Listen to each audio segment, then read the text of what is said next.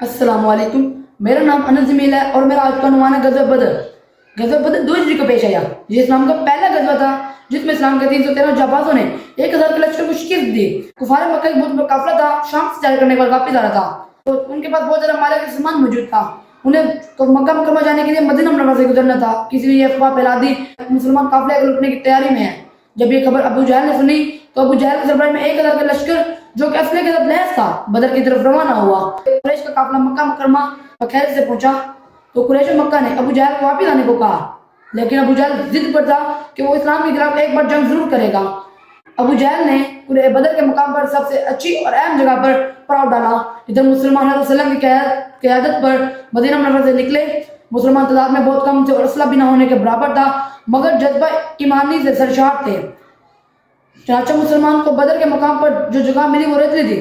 نبی کریم صلی اللہ علیہ وسلم نے اللہ تعالیٰ سے یہ بھی مدد میں دعا فرمائی تو اللہ تعالیٰ نے بارش برسا دی اور ریتلا علاقہ مضبوط ہو گیا اور چٹیل میدان میں چکنا پن آ گیا۔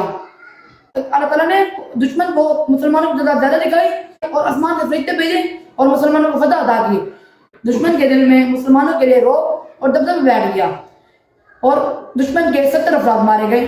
اس غزوہ سے ہمیں یہ سبق ملتا ہے کہ اگر ہم اللہ تعالیٰ پر یقین رکھیں تو ہم کبھی ناکام نہیں ہو سکتے۔ شکریہ۔